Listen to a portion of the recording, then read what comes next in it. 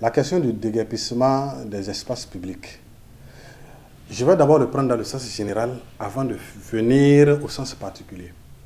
Et tel que je l'ai dit, c'est-à-dire le déguerpissement concernant les vendredis, les prières de vendredi des musulmans, ça c'est un cas particulier.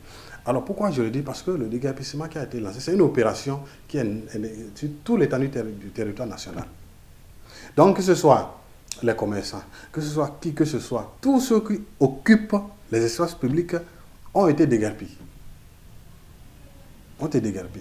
Donc si les musulmans qui prient les vendredis et compte tenu du nombre de fidèles débordent et viennent sur la voie publique, je crois que les musulmans aussi doivent faire l'effort de se conformer à cette loi concernant le déguerpissement. Pourquoi? Parce que le fait d'occuper les voies publiques, les espaces publics, non seulement ce n'est pas une sécurité pour les fidèles qui prient sur la mosquée. À tout moment, un véhicule peut déborder. Tout accident, parce qu'on ne sait jamais d'où est-ce que l'accident peut quitter. Ça, c'est un. Deuxième chose également, c'est que la loi a été claire, que c'est l'espace public, alors il faut se conformer et respecter tel que l'autorité a dit. Pourquoi je le dis? Parce que Allah subhanahu wa ta'ala, Dieu le Tout-Puissant, dans le glorieux Coran, dans le chapitre 4 du Coran, et au niveau du verset 59, il dit quoi? Il dit, oh vous les croyants, il dit, obéissez à Dieu, obéissez à votre prophète et obéissez aussi à vos autorités. Donc vous voyez, donc le musulman est censé obéir à son Dieu qu'il adore tous les jours, obéir à son prophète qu'il suit dans ses pratiques et obéir à l'autorité. L'autorité a dit, ici c'est la voie publique. Alors du coup, le musulman est tenu de faire quoi? De respecter cela. Effectivement, les grincements de dents ont commencé de façon à ce que d'autres se sont mis hors d'eux-mêmes.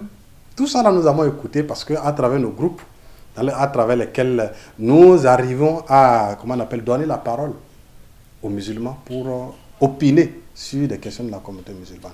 En fait, le message que moi je voulais lancer à toute la communauté musulmane du Bénin, dans ce sens, c'est que chaque musulman va d'abord à la recherche de l'information.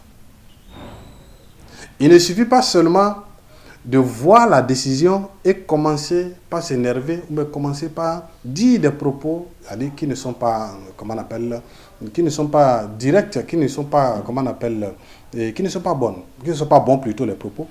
Alors de ce point de vue, il va falloir que le musulman sache que c'est pour son propre bien. C'est vrai que les prières de vendredi, ce sont des prières spéciales. Où le prophète Mohammed sallallahu alayhi wa sallam, à travers les hadiths prophétiques, il nous a dit les vendredis que les mosquées secondaires délaissent leurs mosquées et viennent dans des grandes mosquées afin que les récompenses des musulmans puissent augmenter. Parce que le musulman, quand il prie avec 2 personnes et celui qui prie avec 1000 personnes, ils n'ont pas les mêmes récompenses. Plus vous priez avec un grand nombre, plus les récompenses que vous avez auprès de votre Seigneur, plus cela est multiplié. Donc voilà la raison pour laquelle d'autres musulmans voient ça déjà comme c'est comme si ceux-là sont en train de lutter contre, nos avantages vis-à-vis plutôt des récompenses à gagner. Vous voyez, donc ce n'est pas leur faute.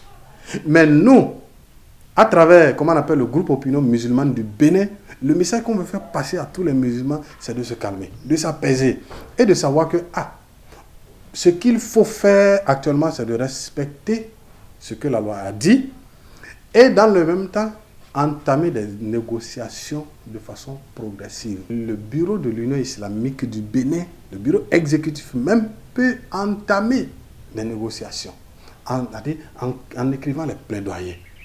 Vu cette situation, parce qu'il n'y a pas de règle sans exception. Ça, il faut le retenir. Donc, pour le moment, tous les musulmans sont tenus de respecter cette décision pour que l'État aussi voit qu'effectivement, nous avons un peuple soumis. Nous avons un peuple qui est